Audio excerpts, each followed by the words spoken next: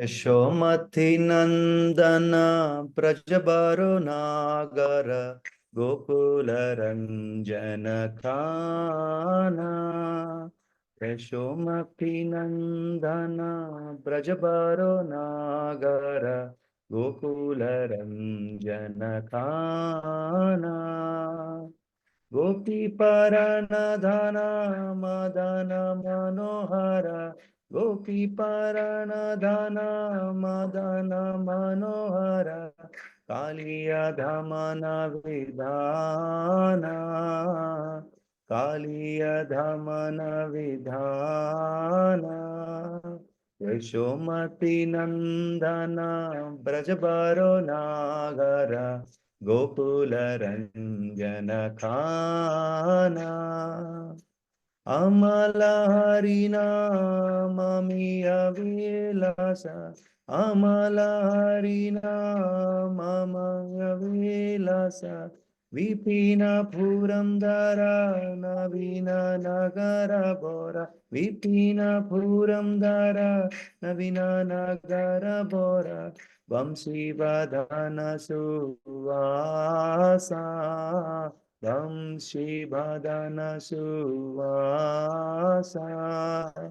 यशोमति नंदन ब्रजबारो नागर गोकुल रंजन काना। व्रज जन पालन असुर कुल नाशन व्रज जन पालन असुर कुल नाशन नंद गोधन रखवाला नंद गोधन रखवाला।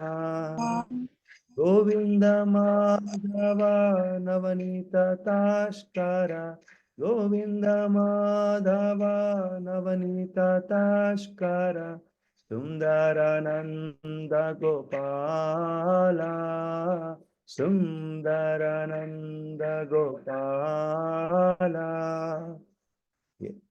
ये यमुना तथा चरा गोपी बसनहरा यमुना तथा चरा गोपी बसनहरा रास रसिक कृप मोया रास रसिक कृप मोया।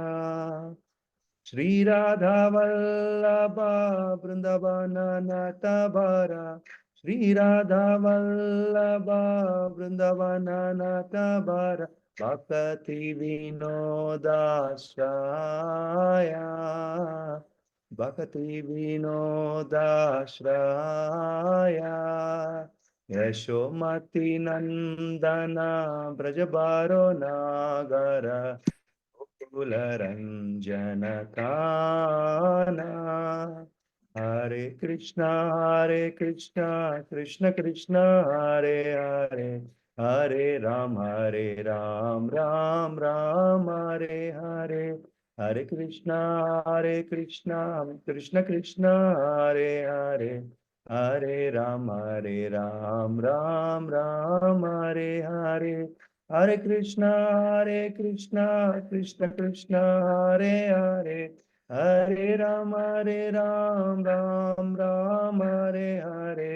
हरे कृष्णा कृष्ण कृष्ण हरे हरे हरे राम राम राम हरे हरे। यशोमति नंदन ब्रजबारो नागर गोकुल रंजन काना। नाम संकीर्तन महायज्ञ की जय।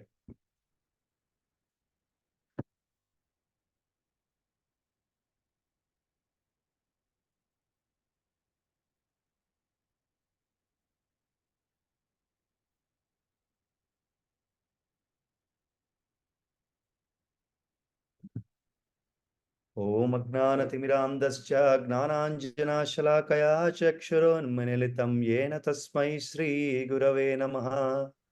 श्रीचैतन्य मनोभीष्टं स्थापितं येन भूतले स्वयं रूपा कदा मह्यं ददाति स्वपदान्तिकम् वन्देऽहं श्रीगुरो श्रीयुतापदकमलं श्रीगुरून् वैष्णवांश्च श्रीरूपं साग्रजातां सहगणा रघुनाथान्वितं तं सजीवं साद्वैतं सावधूतं परिजनसहितं कृष्णचैतन्यदेवं श्रीराधा कृष्णपादान् सहगणा ललिता श्रीविशाखान्वितांश्च हे कृष्णा करुणा सिंधो दीनबंधो जगत्पते गोपेश गोपिका कांता राधा कांता नमोस्तुते तप्त कांचना गौरांगी राधे वृंदावनेश्वरी वृषभानुसुते देवी प्रणमामि हरिप्रिये वंशाकल्पतरुभ्यस्य कृपा सिन्धुभ्य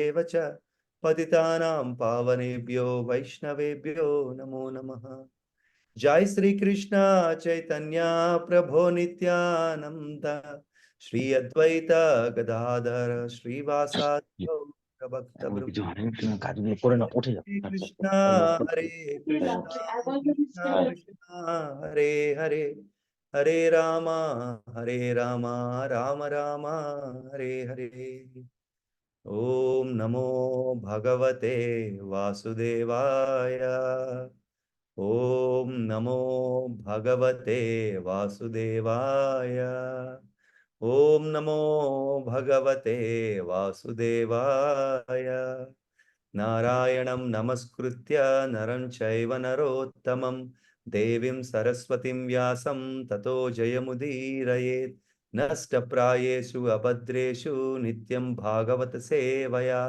भगवते उत्तमश्लोके भक्तिर्भवति नैष्टकी कृष्णाय वासुदेवाय देवकीनन्दनाय च नन्दगोपकुमाराय गोविन्दाय नमो नमः नमः पंकजनाभाय नमः पंकजमालिने नमः पंकजनेत्राय नमस्ते पंकजांग्रे नमो महावदन्याय कृष्णप्रेमप्रदायते कृष्णाय कृष्णचैतन्य नामिने गौरत्विषे नमः नमो ब्राह्मण्याय देवाय गौब्राह्मणहिताय च जगद्दिताय कृष्णाय गोविन्दाय नमो नमः नमा ओं विष्णुपदाय कृष्णप्रेष्ठाय भूतले श्रीमते भक्तिवेदांता स्वामिनिति नामिने नमस्ते सरस्वती देवे गौरवाणी प्रचारिणे निर्विशेष शून्यवादी पाश्चात्य देशतारिणे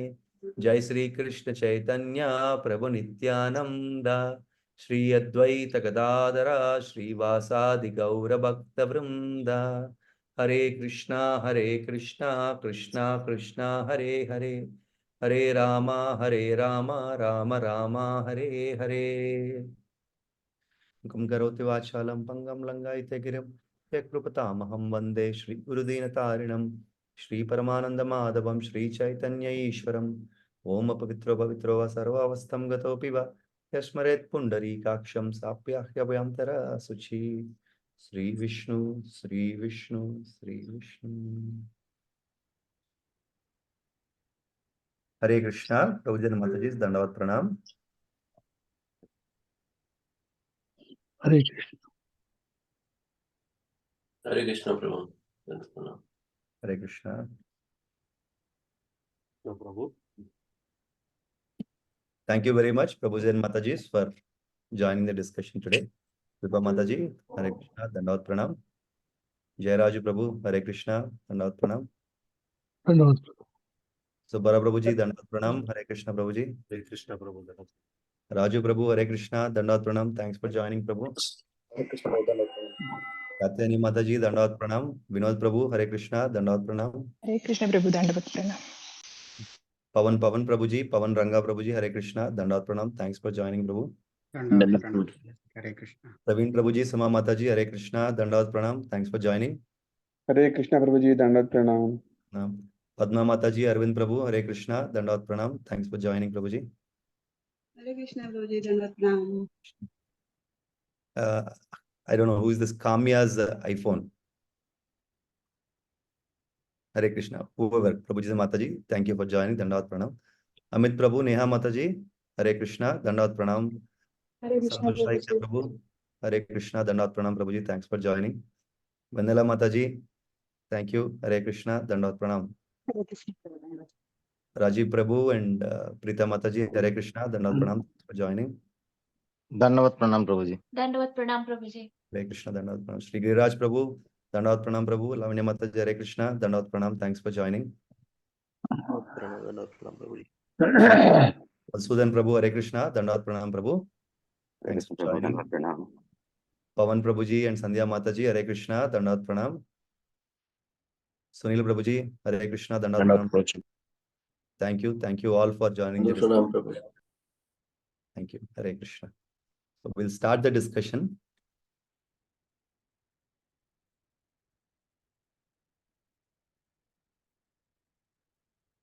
Today, Prabhuji and Matajis, we are going to discuss about chapter 11 of Canto 5, right? The Jadabharata instructs King Rahugana.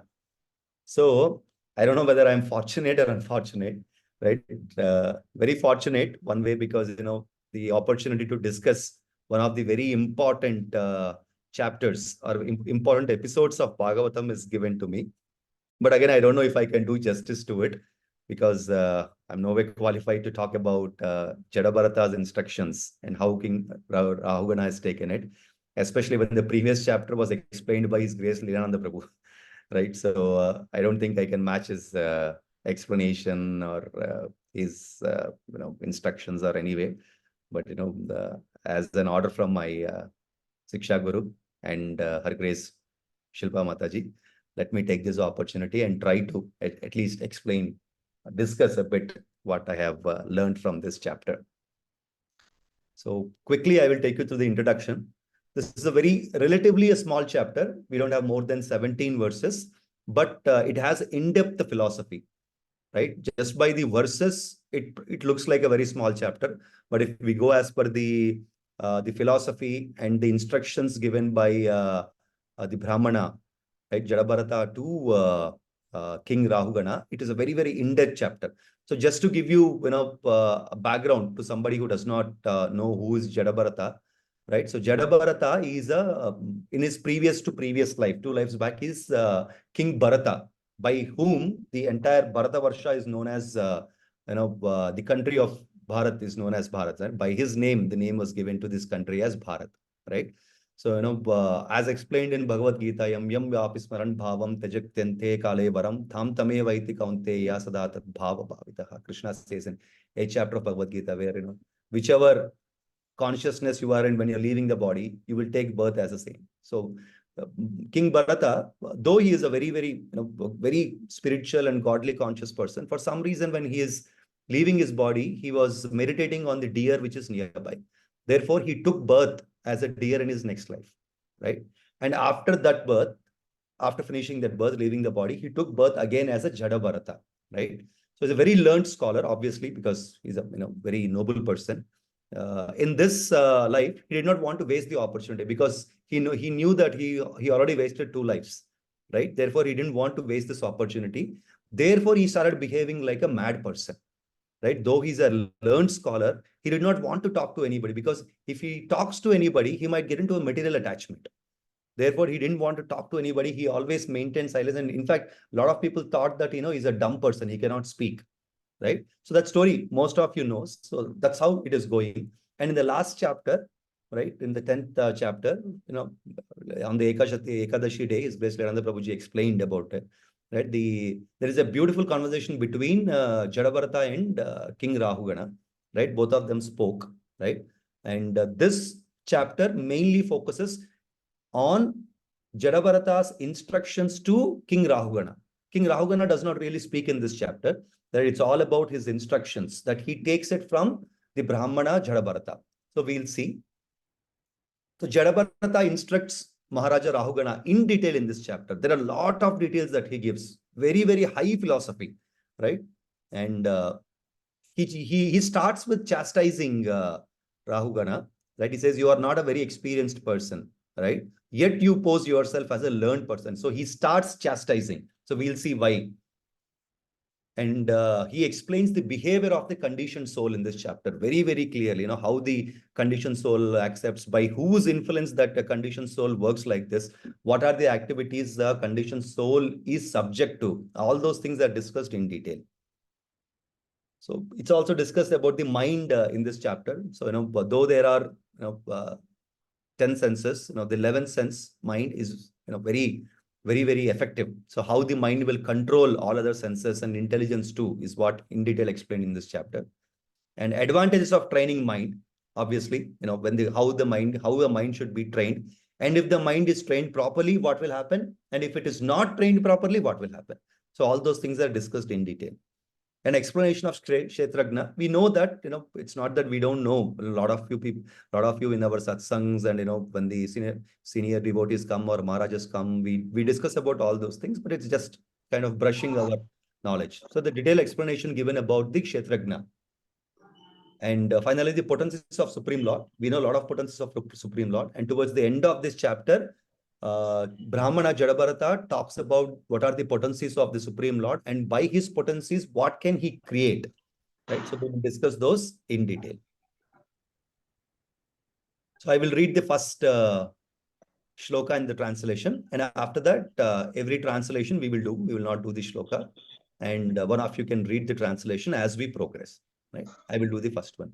Brahmana uvacha akovida hakovida vadavadan Vadasi ato nati vidham varistaha nasurayo hi vyavaharanam yenam tatva vamarshena sahamananti. Translation: the Brahmana Jadabharata said, "My dear king, although you are not at all experienced, you are trying to speak like a very experienced man. Consequently, you cannot be considered an experienced person. An experienced person does not speak the way you are speaking about the relationship between a master and a servant, or about material pains and pleasures. These are simply external activities.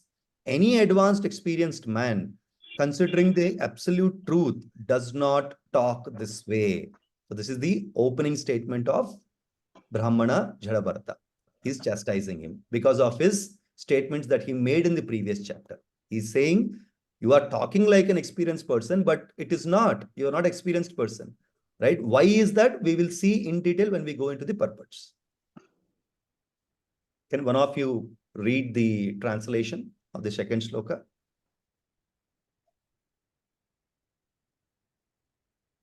It talks of the relationship between the master and the servant, the king and the subject, and so forth, are simply talks about material activities. People interested in material activities, which are expounded in the Vedas, are intent on performing material sacrifices and placing faith in their material activities. For such people, spiritual advancement is definitely not manifest. Hare Krishna. Hare Krishna. Thank you, Mataji. So the important points where we go into the purports by His Divine Grace, Srila Prabhupada ki Jai. So Prabhupada explains the first one, Jadabharata chastises King Rahugana, as we see in the Shloka 1. This is the similar way how Krishna has chastised Arjuna in the starting of Bhagavad Gita. He says, Ashochanan vashochastvam prajna vadamsha vasase katasuna katasumsha nanu shochanti panditaha. He says, my dear Arjuna, though you're talking, you're making sense, your talking makes sense, but you're not talking like an experienced person, right? This is not the way, right? A learned person will not talk like this. So Lord Krishna starts Srimad Bhagavad Gita by chastising Arjuna after listening to him. In the same way, Jadabharata also, after listening the entire explanations given by King Rahugana, first thing he does is he chastises him. Right? Though you're talking like an experienced person, Baba, this is not the way that you should talk. Right? Why? We will see. So he says, Prabhupada explains, 99% try to talk like an experienced advisors. Right? Unfortunately, in today's societies, Prabhujis and Matajis, spirituality has become a cheap subject. Right? Everybody and anybody talks about spirituality. Right? But unfortunately, what such people does not understand is they do not have any spiritual knowledge to talk about spirituality.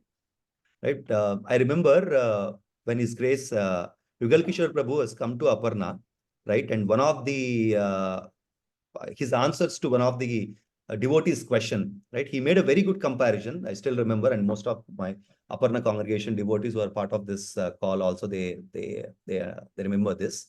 So he said, when somebody wants to know about electronics engineering, right, or anything like that, anything to do with automobile, and they stand on the road and they stop 10 cars, and ask each person, can you explain me how the engine works, right?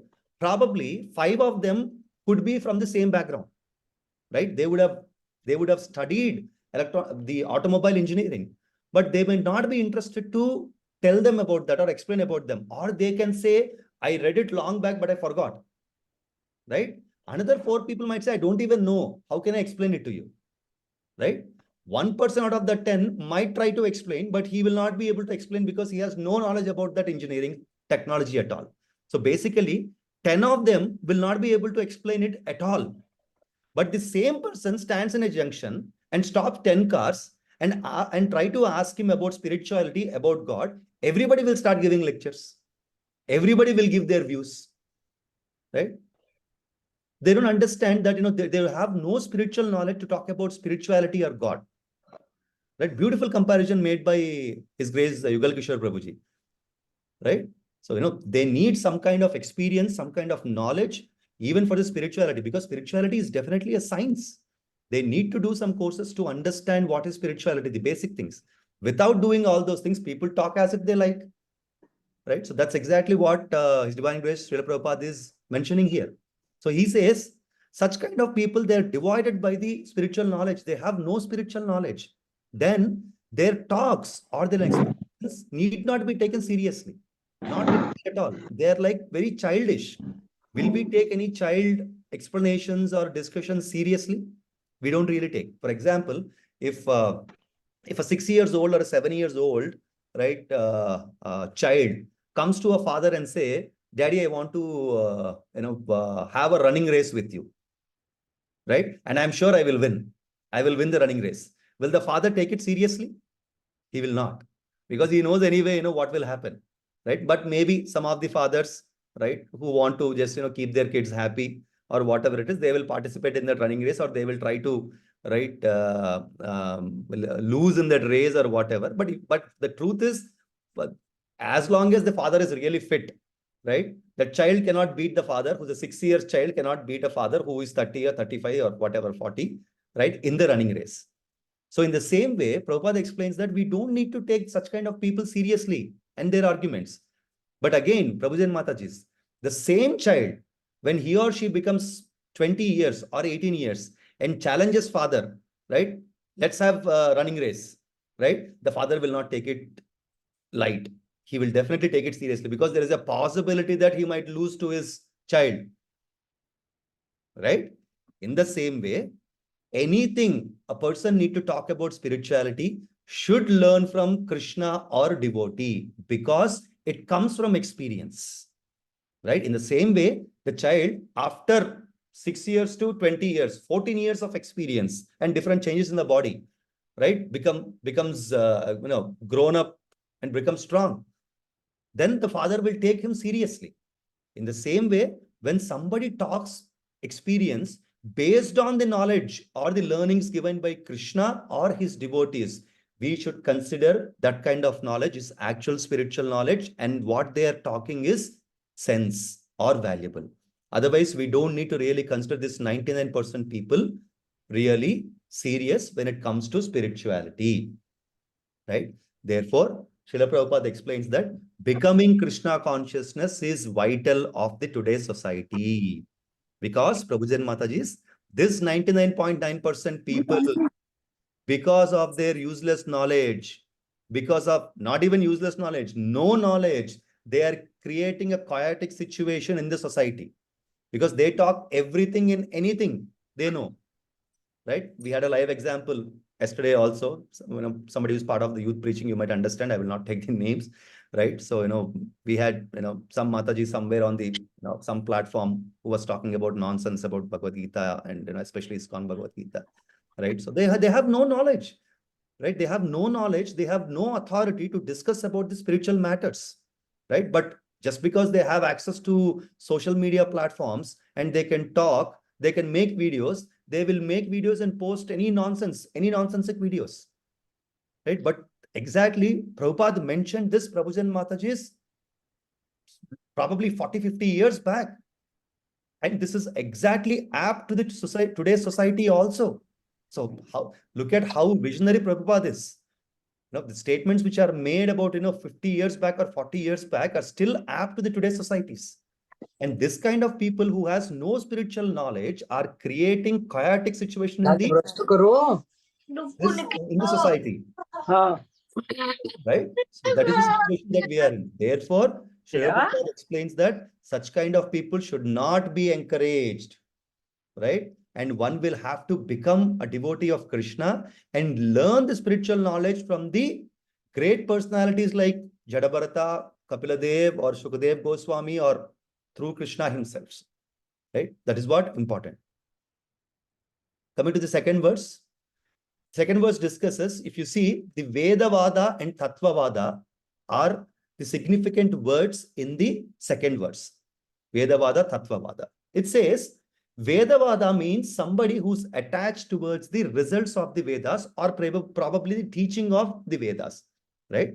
They're only attached to the teachings of Vedas. They don't understand what is the higher purpose of Vedas, right? They don't understand, right? Bhagavad Gita 2.42 and 2.43 discusses about the same thing, right? Let me read those, that translation for you.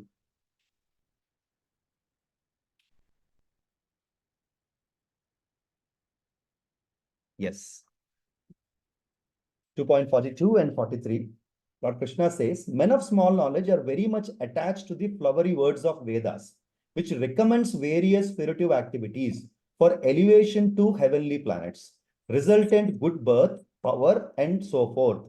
Being desirous of sense gratification and opulent life, they say that there is nothing more than this. So unfortunately, Krishna says, men of small knowledge, they're only attracted about the teachings of Vedas, primarily which Vedas talks about the Karma Kanda, right? They are attached so much about the teaching of Vedas so that they declare that there is no knowledge higher than this, right? They say that there is no knowledge higher than this is the knowledge. Right? Hare Krishna, Mataji and Prabhuji, can you please mute yourself? Right? But that is not true, right? Example, Prabhuji and Mataji, if a child is continuously trying to put the finger into the electricity or the switchboards, right? Mother or father will tell him, Baba, this will give you a shock, right? But if the child does not understand that and continuously trying to put the fingers into the electrical board, some point the father or mother will say, okay, let him learn by himself. Let it give shock, right? Therefore, he will learn by himself. Why are they doing that? They're not doing that to give him a punishment. They're trying to do that to make him understand, Baba, there is a higher reason why we are telling you this.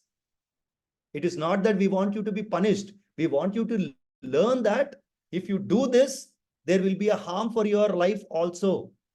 Therefore, learn what is the higher purpose of not doing this. In the same way, Vedas also explain us all the karma kandas, primarily deals with 3 modes of material nature, right? For us to understand by doing these things, what is the ultimate reason? What is the higher purpose of Vedas that we need to understand? What should be done and what not should be done? But unfortunately, the men of small knowledge, as Krishna says in Bhagavad Gita, are only attached to this basic figurative activities or karma kanda mentioned in the Vedas. They don't understand what is the higher purpose that we need to learn all these things for, right? Inclined towards karma kanda. As I said, these people, right, who are attracted towards Vedavada, they are only attached towards the karma kanda, right? They only want to, perform karma kanda so that they can be elevated to the higher planets, right? Higher planets. But they don't understand, Prabhuji and Mataji, that one day they will have to fall down because, getting into Sattva Guna, right? 3 modes of material nature, following the Vedas, following the Karma Kanda, good because it might give them the higher planets. But they don't understand that even the higher planets, one day they will have to fall down. Krishna says in 9.21 Bhagavad Gita, Kshane punya matya lokam vashanti. He says, when the stock of the pious activities is finished, one again had to fall to his matya loka. So the karma, Krishna is talking about karma and vikarma. Both of them, karma kandas, right? Karma means getting good karma. Vikarma means getting bad karma. As long as the karma is in your account, we will end up taking the body and coming back to this earth, planet, right? Therefore, Krishna explains in Bhagavad Gita and Jadabharata in this chapter also, following the Vedas, it is good, but not blindly following. We need to understand what is the higher purpose of Vedas, not just blindly following, because whatever, as long as you have some karma, because doing a karma kanda, primarily doing a karma kanda will attract karma, which could be a bad karma or a good karma or vikarma, does not matter. But as long as you have either karma or a vikarma in your account, you will end up taking the body again. It's as simple as you're having a balance in your bank account. So as long as you have amount in your bank, you will be enjoying. But what happens after you finish your account, after the balance is done, zeroed, you will have to fall down. You'll have to go beg, borrow, steal, do whatever it is. Therefore, Bhagavad Gita also does not encourage doing any karma kanda. Bhagavad Gita, Krishna encourages doing the akarma, not karma and vikarma, akarma. How? We will see as we go into the next verses of this chapter. Right? Real objective of Vedas, right? So definitely, Tattvavadi understands what is the real objective of Vedas. And Krishna very clearly confirms that in 15th chapter of Bhagavad Gita. Right? He says, Sarvaisu chakam sriti sannivisto mattak smritir gnanam apokam cha. Vedaistu chakam Veda, sorry, I forgot this. Okay, sorry. Right? So he says, the ultimate purpose of understanding the Veda is me. Right? So, but there is no other purpose of understanding me of Vedas. It is only understanding Krishna Prema and understanding Krishna himself. Let me read that translation for you.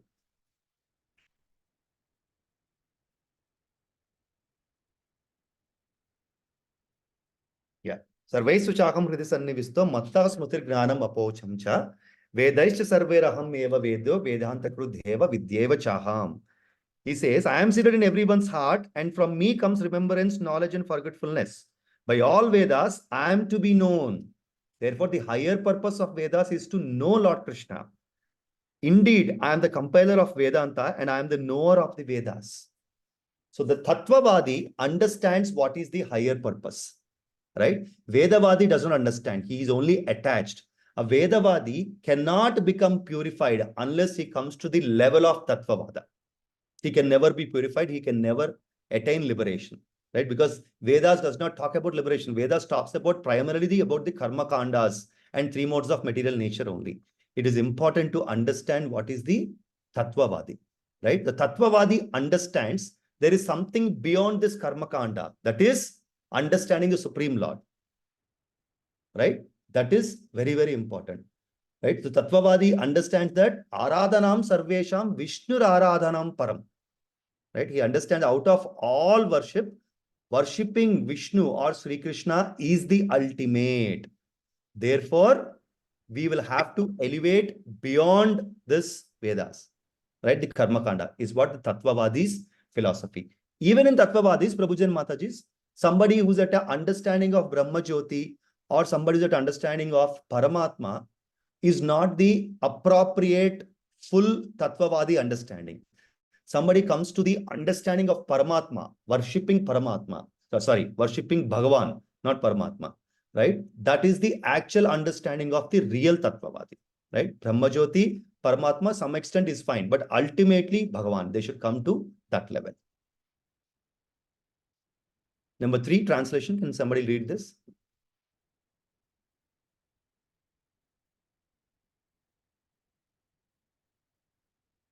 Hare Krishna. Hare Krishna. Hare Yes. Krishna. A dream becomes automatically known to a person as false and immaterial. And similarly, one eventually realizes that material happiness in this life or the next, on this planet or on a higher planet, is insignificant. When one realizes this, the Vedas, although an excellent source, are insufficient to bring about direct knowledge of the truth. Very good. Thank you. Translation 4. Can somebody read? Continue, Prabhu. Yes, please, Prabhu. Right. As long as the mind of the living entity is contaminated by three modes of material nature, goodness, passion, and ignorance, his mind is exactly like an independent, uncontrolled elephant. It simply expands its jurisdiction of poise and impoise activities by using the senses. The result is that living entity remains in the material world to enjoy and suffer pleasures and pains due to material activity. Hare Krishna. So important points from purports of verse 3 and 4. So Krishna advises to Arjuna on the material activities similar to what Jadabharata is explaining to Maharaja Rahugana, right? So in the same way, if you see the advice, Krishna advises gives the similar understanding or the advice to Arjuna in the Bhagavad Gita also. Right? He says, if you look at the verse 3, it is very similar that, one will have to elevate out of this material activities or the three modes of material nature. And Krishna does the same explanation. He gives the same explanation, a similar explanation to Arjuna also in Bhagavad Gita. He says, Traigunya Vishaya Veda Nistraigunya Bhavarjuna Nirdvandyo Nitya Sattvasto Niryoga Kshema Artama. So though there are three modes of material nature, O Arjuna, that is Tamoguna, Rajoguna, Sattvaguna, mode of ignorance, mode of passion, and mode of goodness. You need to elevate out of these three and stand above this, which is Shuddha Sattva. Right? In the similar way, Brahmana is also giving, Jadabharata is also giving the explanation to Maharaja Rahugana here. So perfection versus non-perfection, which is discussed here. Though Sattva Guna is acceptable in the material world to some extent, which is okay, but that is not the ultimate perfection. One need to understand that, right? Somebody who says that, Sattva Guna is the primary, is the best thing, right? In the material world, we can live there. It is okay in the material world, but that is not the actual perfection. It is a non-perfection. The perfection is understanding that nothing of these material activities will affect me. I am not subject to any of these material activities. I am beyond the three modes of material nature. Is the actual perfection of life as explained by Jadabharata in this chapter to Maharaja Rahugana, right? Dream versus reality. Prabhupada gives a very, very nice explanation about dream versus reality on how the perfection and non-perfection works, right?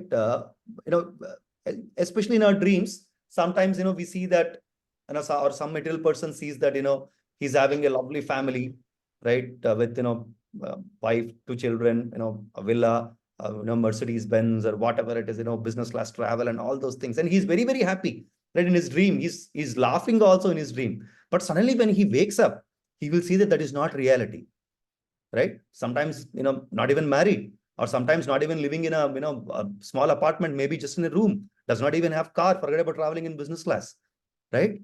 So that is accepting that situation is perfection, right? That's the dream versus reality, which is compared to perfection versus non-perfection, right? If that person is living in the dream, is he actually doing a perfect thing? No. If he is struggling or is trying to work towards it, that is fine. That might come into the reality over a period of time. But if he is trying to live into the dream, that is a non-perfection stage, which will not work. It will not take him anywhere. But over a period of time, the person works towards reality. That means he is getting towards that perfection where he saw in the dream.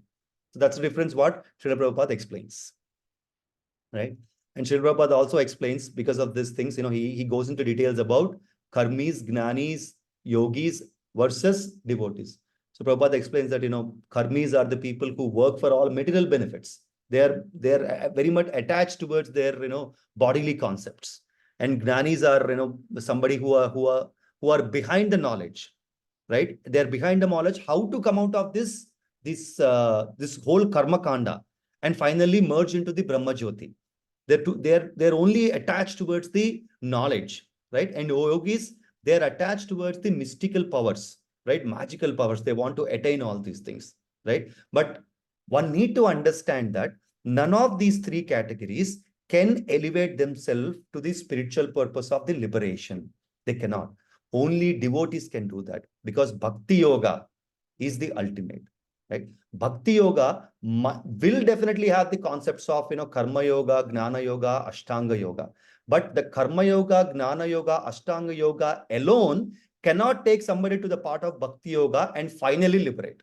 This is quoted in several purports and several discussions, in Bhagavad Gita and Srimad Bhagavatam as well. So Prabhupada also quotes this again. It is only bhakti yoga which can elevate a person into the highest spiritual platform and finally liberate, because that's the pure devotional service. So bhakti yoga is ultimate compared to any of the other yogas like karma, gnana or ashtanga yogas.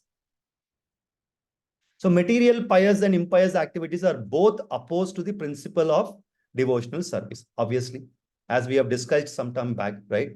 Any activity, if pious or impious, will attract a karma, right? Pious means karma, impious means vikarma. But both of them are against the principle of devotional service, because the ultimate reason of a devotional service or ultimate aim of a devotional service is the Krishna prema, and ultimately go back to Supreme Personality of Godhead, back home, back to Godhead, which is only possible through bhakti yoga and akarma, right? But if we are only interested in the pious activities, like a lot of material people does, then good pious activities we can do, and it will attract the pious results also, Prabhuji and Matajis, because it gives us karma. The moment you have karma, you will be born to take a body, because you need to burn that karma, right? As I said, if you have account in your balance in your account, you will be using it. The moment you don't have balance, you will fall down. In the same way, when there are some points in your credit card or whatever it is, we tend to use it. Right? In the same way, when one have a karma in terms of a karma or a vikarma, good karma or bad karma, does not matter. We will end up taking a body because we need to burn karma. But the moment we are involved in the devotional service, which can give us akarma, that means no karma at all, it is balanced, zero, right? Then once we have akarma, it is all balanced and zero, then we don't need to take birth again, right? Krishna says in 9th chapter 27 shloka, Yat karoshi yad yashnasi yad juhosi dadasi yat tapasyasi kaunteya tat kurushva madarpanam. And he says, whatever you do, whatever you perform, whatever you do it as an offering to me. By doing so, Arjuna, one will not be bonded by the karma. There is no bondage, and ultimately this will lead to the liberation. Therefore, material pious and impious activities are not in favor of devotional service, because they attract karma and we will be taking up body to burn them. Elevating from ignorance to passion or from passion to goodness. There is no use by doing this, Prabhuji and Mataji. Somebody might think that, okay, slowly one person, okay, initially it is okay, because an ignorant person cannot be brought all the way to the Shuddha Sattva. It is not possible. One by one, probably very rare people might be that, but generally, one will have to elevate from ignorance to passion to goodness. But that is not the ultimate stop, right? It is not, right? Because one will have to understand that even a goodness, what we are performing, right? Sattva guna, in this material world, which is okay, which will give us the higher planets, as I explained before. But ultimately, we are falling down. A Brahma Bhuvanaloka Punaravartinorchuna. Ma Mupetyata Kaunteya Punarjanmana Vidyate, Krishna says. Even if you go to a higher planet, higher heavenly planets, by doing all this karma kandas or Shuddha Sattva, ultimately, Arjuna, you will have to fall down. Only if you come to me, you will never go back. Punarjanmana Vidyate. Mamupetyatu kaunteya punarjanmana vidyate. And how to attain Krishna is only to bhakti, right? Which is akarma, Shuddha Sattva. That's the only way. So it is like elevating from ignorance to passion and passion to goodness is Prabhuji's and Mataji's. It's like going from the first floor to 13th floor in different ways, right? Or coming down, right? Somebody is jumping from the 13th floor to first floor, or somebody is taking the stairs, or somebody is taking the parachute and coming down, right? Ultimately, they will have to fall down. It's a different ways of falling down, right? An ignorant person will jump directly and he will die on the spot, probably, right? A still better person will use a parachute, mode of passion, right? Because there is a possibility that, he might land safe. You don't know whether it will happen or not, right? And the third person, Sattva Guna, he will take the stairs, guaranteed he'll come down. But ultimately, they're all coming down, right? But the best is, don't worry about coming down. Be in the Shuddha Sattva, be in the mode of Shuddha Sattva, so that we can do an akarma and liberate ourselves. We don't need to come back to this material world, right? Number 5, can somebody read this? Hare Krishna Prabhuji, shall I read? Yes, Mata, please. Because the mind is absorbed in desires for pious and impious activities, it is naturally subjected to the transformations of lust and anger. In this way, it becomes attracted to material sense enjoyment. In other words, the mind is conducted by the modes of goodness, passion, and ignorance. There are 11 senses and 5 material elements, and out of these 16 items, the mind is the chief. Therefore, the mind brings about birth in different types of bodies among demigods, human beings, animals, and birds. When the mind is situated in a higher or lower position, it accepts a higher or lower material body. Hare Krishna Prabhuji. Thank you, Mataji. You can probably read this also, translation, Mataji. 6, sir? Text 6? Yes. Okay. The materialistic mind is covering the living entity's soul, carries it to different species of life. This is called continued material existence. Due to the mind, the living entity suffers or enjoys material distress and happiness. Being thus illusioned, the mind further creates pious and impious activities and their karma, and thus the soul becomes conditioned. Very well. Thank you, Mataji. Going into the purpose of these 2 verses. So Prabhupada explains migration among the species. So there are 84 lakh species as mentioned in Padma Purana. We all know that. And this migration is due to the polluted mind by the material qualities, right? Why? How? As we progress, we will see, right? Due to the mind is polluted or contaminated, soul is also subject to the pious and impious activities, Prabhuji and Matajis. Because mind is ultimately is the one who's going to decide how the senses should work, unfortunately, right? Ideally, intelligence should overrule the mind in a material body. But we are so conditioned, so polluted that most of the time, even the mind takes over the intelligence, right? It's simple. We know that, we are not supposed to do something. This is not a pious activity, right? We very sure know that, right? Our intelligence tells us, no, don't do this.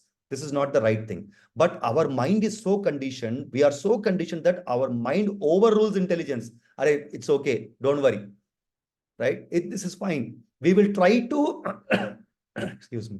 We will try to look for excuses, right? That's okay. Next time we will not do that. This time we will do that, right? Same way, like, coming into the satsangs, right? Intelligence says we should go to satsang. every satsang, whether it is Sunday morning or Sunday evening, whatever it is, we should attend satsang. We should come on time, right? But the mind says, Baba, it is okay. We'll go 15 minutes late, or this week we will not go. Next week we'll go. We'll make some excuse, right? Unfortunately, that is what happening. The mind overtakes the intelligence, which is not right, right? Bhaktivinoda Thakura, he says that, spirit soul is completely under the control of Maya, and we are being carried away. We think that we are doing everything, right? Because mind does all these pious and impious activities, spirit soul is subject to the pious and impious activities also, because it is gaining in a subtle way, it is gaining karma, right? And we think that we can do everything, right? Ahankara, as Krishna says in, 3rd chapter, Prakrutehe kriyamanani gunaiha sarvani karmashaha. Ahankara vimudatma kartaham mihimanyate. You think that you can do everything, but that's not true. It is the nature who does everything under my guidance, right? What is material existence, right? Which is explained in the 6th verse. So Prabhupada explains that material existence means literally controlling by the material nature. We are under the control of material nature or Maya. We cannot come out of this. Mind is in the center of accepting all the orders or dictations of the material nature, right? We don't use our intelligence, right? Mind is saying this, let's do this. Mind is controlling. Because of this, the control of the mind, we are subject to transforming from one body to other body, one living entity to other living entities in the cycle of birth and death continuously, Prabhuji Mataji. Because we don't do our intelligence, we don't use our intelligence. What is the right to be done, what is not right to be done. We just go on with whatever the flow is and what mind is telling us, right? Therefore, Nitya Baddhas are always famous, eternally conditioned, right? They're always famous in this society because they're all covered by illusions. They follow simply the mind, the instructions of the mind, and they cannot be unconditioned. They cannot use their intelligence. Therefore, they travel in this cycle of birth and death continuously, right? Mind is the cause of conditioned life. As we have discussed, mind overrules the intelligence and it controls the soul, right? When the mind is controlled, Prabhuji and Matajis, the senses can be controlled. And when the senses are controlled, the soul is saved. Because we are not performing as a body, nothing is performed in terms of, impious activities or from the pious activities. We are not doing that. We are only doing akarma. Therefore, Prabhupada explains, mind need to be at the lotus feet of Lord Krishna in his devotional service. The moment mind is engaged in the devotional service, senses are also obviously automatically engaged in the devotional service. Then that becomes naturally Krishna consciousness, right? Nobody is forcing. And when one becomes Krishna consciousness naturally, that person is called as yogi, right? As 6th chapter of Bhagavad Gita explains, yoginam api sarvesham madkhaten antaratmanam. Shraddhavan bhajate yomam tame yuktatamo mataha. Krishna explains. So, it's not easy to become yogis, right? Once somebody who is completely unconditioned, right, end the devotional service at the lotus feet of Krishna, only that person naturally into the Krishna consciousness, that kind of person can be called as yogi, right? Hare Krishna. 7, one of you can read this. Hare Krishna. Hare Krishna. The mind makes the living entity within this material world wander through different species of life, and thus the living entity experiences mundane affairs in different forms as a human being, demigod, fat person, skinny person, and so forth. Learned scholars say that bodily appearance, bondage, and liberation are caused by the mind. Hare Krishna. Yeah, this one too much.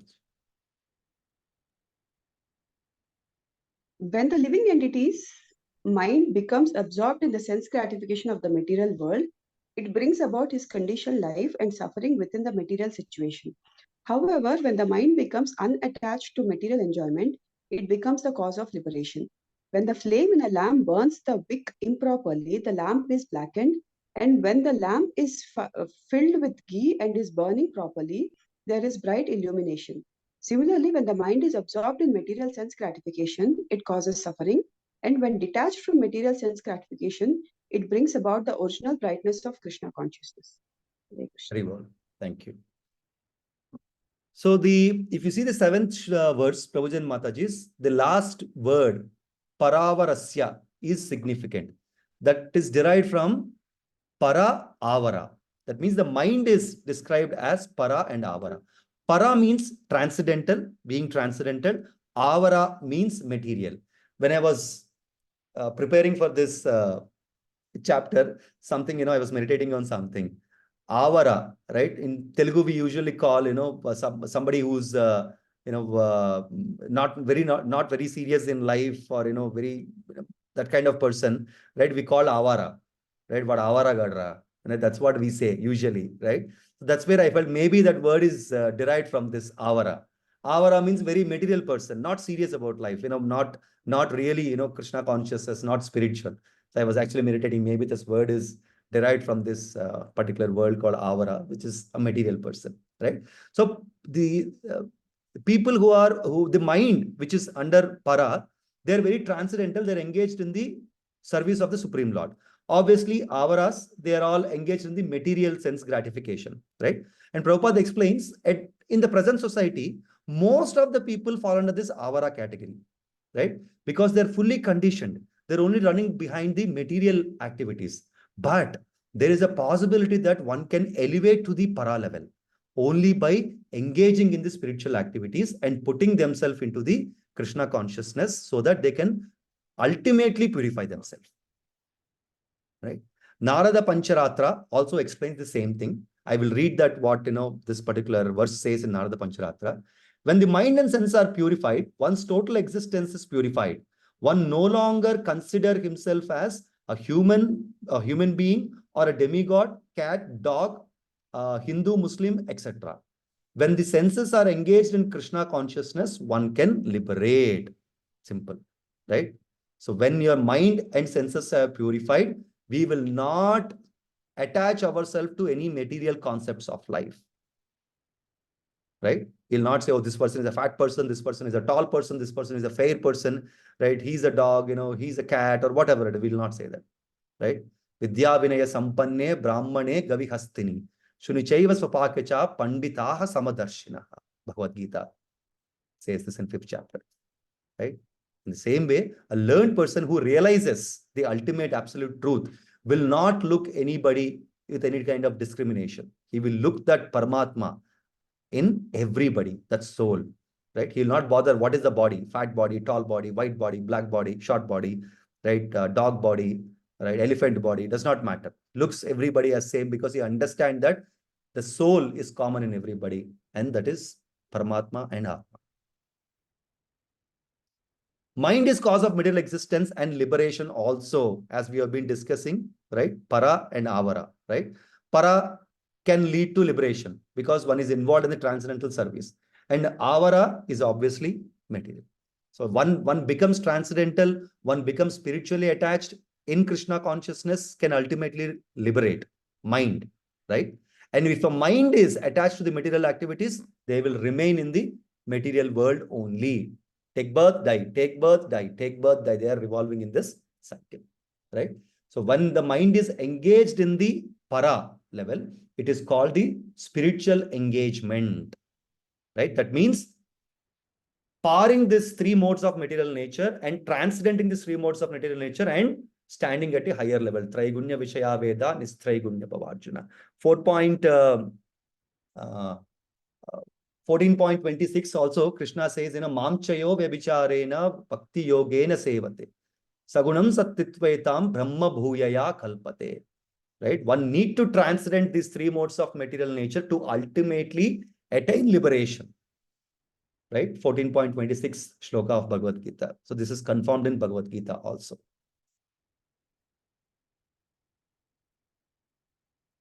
Nine. Can one of you read this?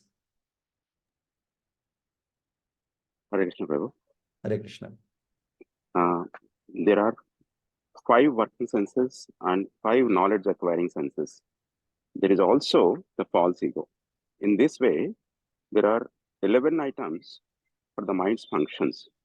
O hero, the objects of the senses, such as sound and touch, the organic activities, such as evacuation, and the different types of bodies, society, friendship, and personality are considered by learned scholars the fields of activity for the functions of the mind. Thank you, Coach. Yeah. 10th. Yeah. Sound, touch, form, taste, and smell are the objects of the 5 knowledge acquiring senses. Speech, touch, movement, evacuation, and sexual intercourse are the objects of the working senses. Besides this, there is another conception by which one thinks, this is my body, this is my society, this is my family, this is my nation, and so forth. This 11th function of the mind is called the false ego. According to some philosophers, this is the 12th function, and its field of activity is the body. Hare Krishna. Hare Krishna. So if you see the 10th shloka, the last translation, right? Jadabharata is slowly migrating from the mind and the activities into the Kshetrajna, the body. We will discuss that in the following verses. So before that, discussing about the purpose of 9 and 10. The mind is a controller, right? As the verse says, there are 5 knowledge acquiring senses and 5 working senses. We all know that, 5 working senses are, knowledge acquiring senses are, nose, tongue, ears, skin, right? And what is one more? Whatever. Yeah. Nose, eyes. Sorry. Yes. Right. We'll have to go back to basics. And knowledge acquiring senses are basically working senses are hands, legs, tongue. No, not tongue. Yeah, hands, legs, voice, anus, and genitals. Right. These are the working senses. The 5 working senses, and it is explained that mind is the controller of all these senses. How to acquire knowledge and how to work. Right, mind controls. Though we have access to the good knowledge, but mind will not allow us to take that knowledge. Right, Bhagavad Gita is available for everyone, right, which we can acquire through the knowledge, through the senses. But will our mind allow us to read Bhagavad Gita? Does mind allow us to attend satsangs? No, it will not. So mind is ultimate controller, right? Though each of this sense have their own independent ability to either work or acquire knowledge, ultimately mind decides what this particular sense need to be done. Therefore, mind is the ultimate controller, right? So this is what explains, all these 5 senses, right, controlled by mind. The false identification, the false ego, due to the false ego, as you see in the 10th shloka, one thinks that, I am the doer, or probably, I am this person, this is my house, this is my nation, this is my body, right? This is my place, etc. Prabhupada explains that all these false egos are nothing but expansions of the actual false ego. These are the false identification, that I am this body, I am this person, I am so and so, I am a vice president, I am a senior vice president, right? These are all false identifications. They are nothing but the expansions of the false ego.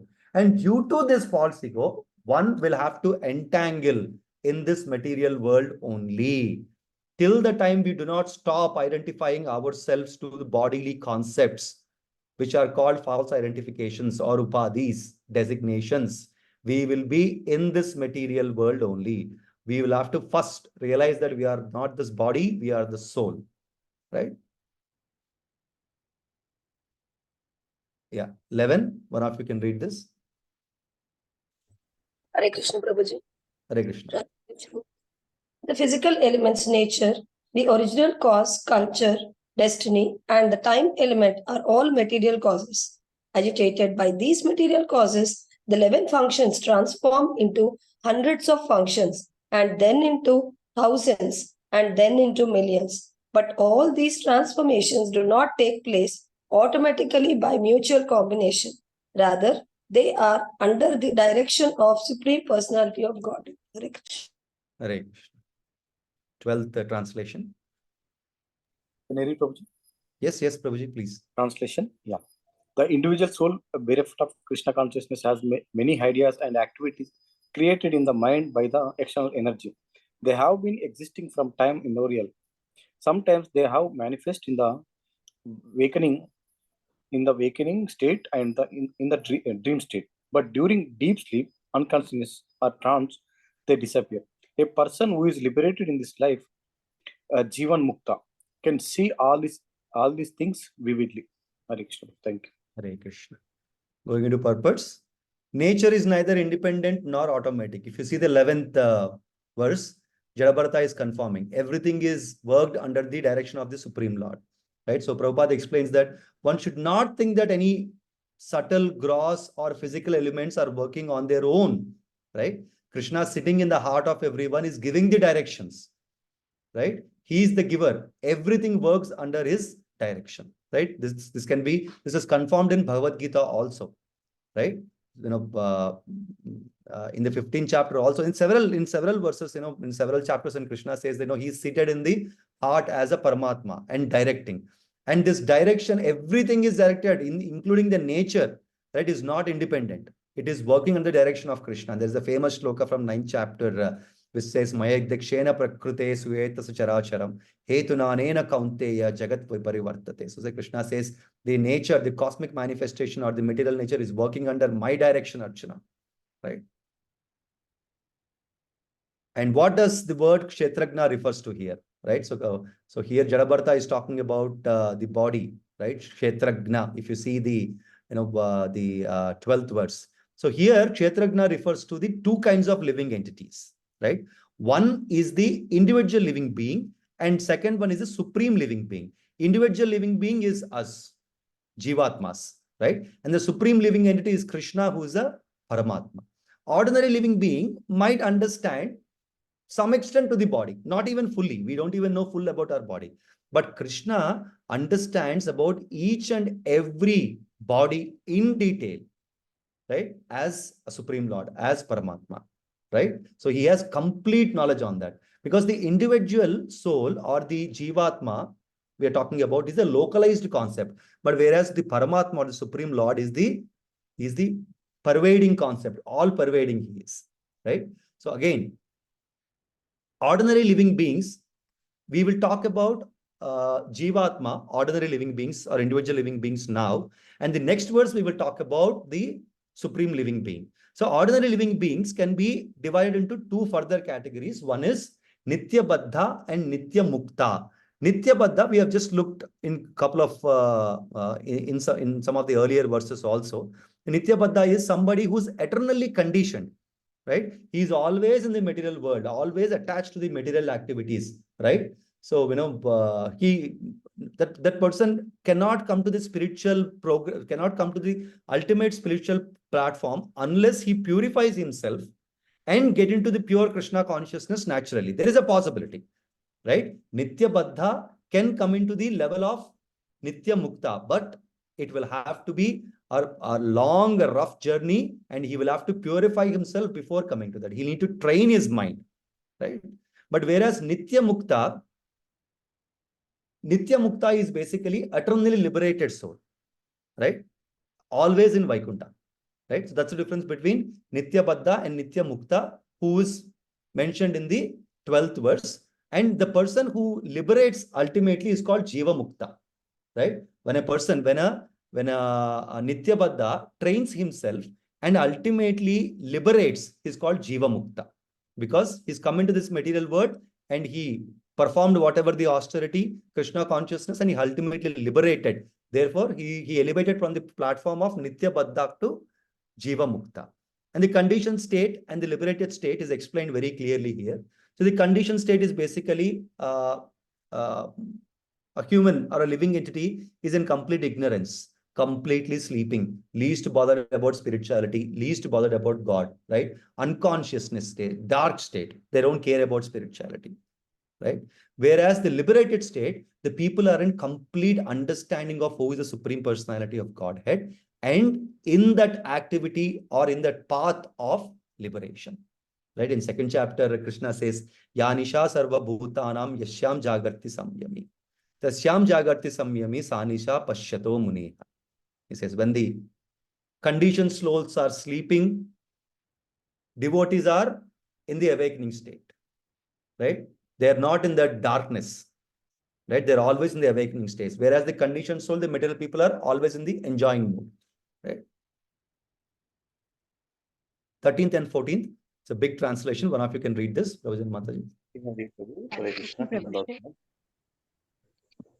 Yes, Prabhuji. Giraj Prabhuji, please go ahead. Some mother you wanted to read, Prabhu. Let her read. Oh, sure, sure. Somebody want to read that? Madhavi Mataji, please go ahead.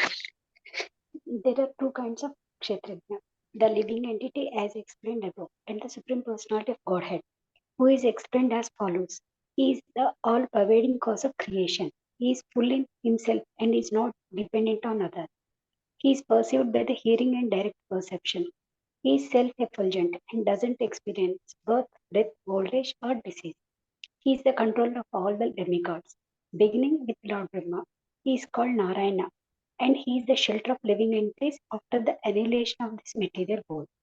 He is full of all opulences, and he is the resting place of everything material. He is therefore known as Vasudeva, the Supreme Personality of Godhead. By his own potency, he is present within the hearts of all living entities. Just as the air or vital force, he is within the bodies of all beings, moving and non-moving. In this way, he controls the body. In his partial feature, the Supreme Personality of Godhead enters all bodies and controls them. Hare Krishna, thank you. Hare Krishna. Thank you, Mataji. So the opulences of the Supreme Lord are again discussed here, if you see, right? Then a lot of discussions. He is self-effulgent and does not experience birth, death, old age, or disease. He's the controller of all the demigods, beings, beginning with Lord Brahma. He's called Narayana. The word Narayana is very significant here, Prabhuji and Mataji's, right? Narayana, Narayana, right? So Nara means living entities and Ayana means shelter. So that's the actual meaning of Narayana. So the personality who can give the shelter to all the living entities is called Narayana. So that's the actual meaning of Narayana. So here, earlier we were discussing about one Kshetragna, which is a living entity, right? Here we're going to discuss about the second Kshetragna, who is a Supreme Lord, right? So here, all the opulences of Supreme Lord are explained. So two kind of Kshetragnas we have discussed. Right? By his own potency, he is present within the hearts of all living entities, as mentioned here. Again, right? Prabhupada quotes the 15.5, right? Shloka here. Sarvaisya chaham hriti sannivisto mattaha smritir gnanam apocha. Right? I am seated in everyone's heart. And from me comes remembrance, knowledge, and forgetfulness. Right? So that is again reiterated here. And he is the first Purusha. 9 point. If you see the last one, everything is created. And Prabhupada also explains the 9.4, the verse here, which says, Maya tatam midam sarvam jagat avyakta murtina matstani sarva bhutani na chahante swavastitaha. By my potency, everything is created. And at the end of the, dissolution, the permanent dissolution, by my will, everything will come back to me. So that means, the Lord's potency is so huge that we can't even, think of it. Right. So that's what Srila Prabhupada explains here. The potencies of Lords are unlimited. Here we can only mention few of them. Right. So 15, 16, and 17, last three shlokas. Yeah. Can one of you read this all three? I will read. Yes, Prabhuji. Thank you very much, Prabhuji. Translation by Srila Prabhupada ki jai. My dear King Rahugana, as long as the conditioned soul accepts the material body, it is not freed from the contamination of material enjoyment, and as a king, as he does not conquer his six enemies and come to the platform of self-realization by awakening his spiritual knowledge, he has to wander among different places and different species of life in this material world. Text 16. This one, right? Below one, right? 16th is the next one, next to it. The soul's designation, right? Soul's designation, yes. The soul's designation, the mind, is the cause of all tribulations in the material world. As long as this fact is unknown to the conditioned living entity, he has to accept the miserable condition of the material body and wander within this universe in different positions, because the mind is affected by disease, lamentation, illusion, attachment, greed, and enmity. It creates bondage and a false sense of intimacy within this material world. 17. This uncontrolled mind is the greatest enemy of the living entity. If one neglects it or gives it a chance, it will grow more and more powerful and will become victorious. Although it is not factual, it is very strong. It covers the constitutional position of the soul. O King, please try to conquer this mind by the weapon of service to the lotus feet of the spiritual master and of the Supreme Personality of Godhead. Do this with great care. Thank you. Haribol. So this is the ultimate instruction of Brahmana, Jadabharata, to Maharaja Rahugana in this chapter. So these three shlokas, Prabhuji and Mataji's 15, 16, and 17, primarily deals with how mind is, right?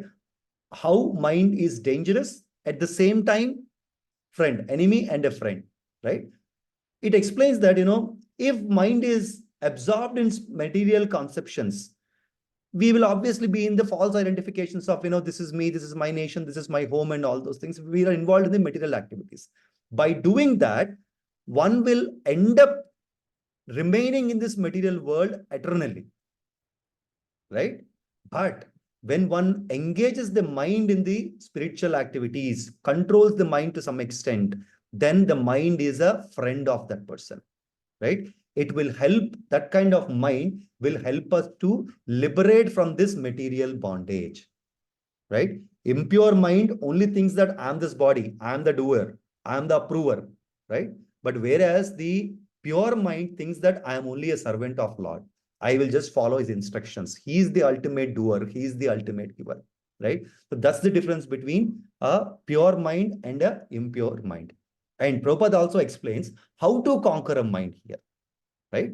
Though Jadabharata says that, you need to conquer the mind, as a weapon for your lotus feet. Prabhupada gives a very good analogy how we can conquer the mind. Prabhupada says, just neglect everything what your mind says, right? Your mind is saying, Arey, why you want to go to satsang today? There's a nice movie which has come. Let's go to the movie, or let's go to shopping mall, right? Do opposite to it, right? Neglect whatever your mind is saying. If the mind is saying, don't go to satsang today, go to the satsang.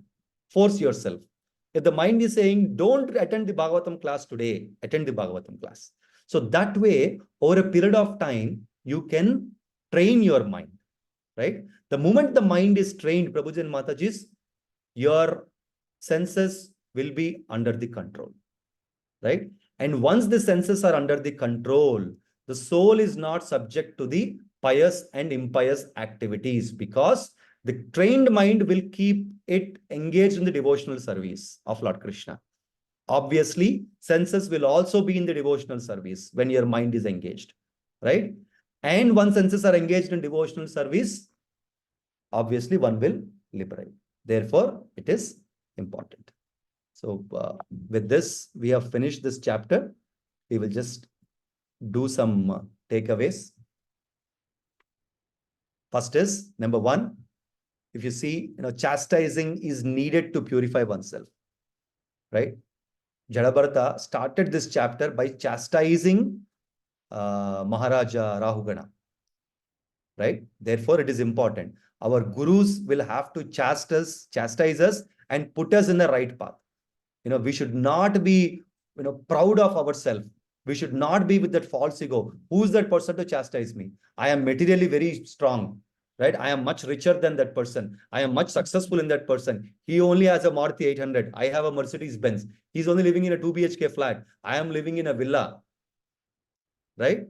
And if a disciple thinks like this, in the material concepts, in the bodily concepts about the guru, he can never ever progress in the spiritual path and ultimately attain the ultimate goal of Krishna Prema or liberation. Whatever, there is no material concept between a guru and a disciple. Whatever the situation of a guru does not matter. He is a guru. The only spiritual reason is required there. The spiritual position is required there. That's it. Does not matter whether the guru is a short person or a tall person or an ugly looking person or a handsome person or a rich person, poor person, does not matter. Therefore, if a guru chastises a disciple, let's not get into any kind of false egos. Accept that as a condition for yourself to change. This is what this chapter in the beginning is also explaining us. Who is Maharaj Rahugana and who is Jadabharata? Right? If Maharaj wants, he can punish him to the core. He can. He's a king. He's a ruler. But he did not do that. Right? We discussed that in the last chapter also. Right? Understanding the real purpose of Vedas. We have discussed this. Right? Vedas, though they talks about karma kanda, that's not the ultimate understanding. The ultimate understanding or the real purpose of Vedas is to know the Supreme Lord, love the Supreme Lord, ultimately liberate. Bhakti yoga is ultimate. We have discussed that, right? Karma yoga, Jnana yoga, Ashtanga yoga can only elevate to some level. But if we do not go to Bhakti Yoga, one will have to fall down.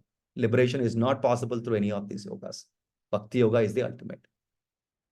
Controlling mind is essence of spiritual progress. We have discussed about Nitya, Bhaddha, and Jivan Mukta, right? We have discussed about Para and Avara, right? All these things says, mind will have to be controlled. If the mind is not controlled, the senses are not in control. If the senses are not in control, you are not only spoiling yourself, you are also spoiling the soul, because of your uncontrolled mind, untrained mind, right? Your soul is subject to pious and impious activities. Ultimately, false identifications are dangerous. We discussed, right? Let's not identify ourselves that I am this body, I am the smartest person, I am the beautiful, I am the handsome person, I have that, I have this. No. False identifications are just expand. Prabhuji, I don't have any false ego. But Prabhuji, I can speak really well. I am a manager, right? But I don't have false ego, Prabhuji. You tell me whatever you want to do. Okay, your guru says, all right, Prabhuji, thank you very much. I think, you please take up this service of, washing the utensils. Prabhuji, I don't have any false ego, but how are you asking me to do the, this one, washing the dishes, Prabhuji? How can I do that, Prabhuji? Person is saying, I don't have false ego, but he's identifying himself as, I'm so-and-so, how can I do this work? Right? So let's not do that. Everything starts from service. So any service that we do for a devotee or guru is a direct service to Supreme Lord. Right? We need to understand that.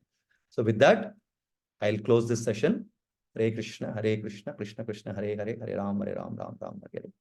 So we'll open to the questions, Prabhuji and Matajis. But before that, forgive me if I have spoken anything wrong. My intention is to not speak anything wrong.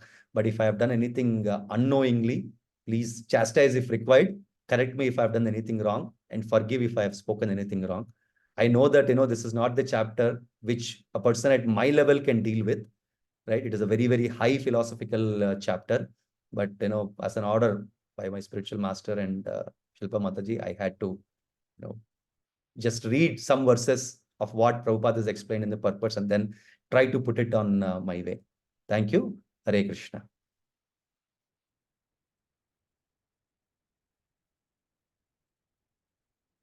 We can take few questions if anybody has anything. Prabhuji and Matajis.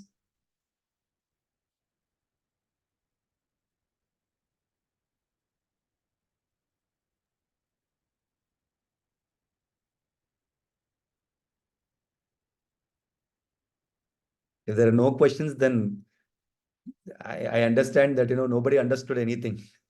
So I did not explain anything well.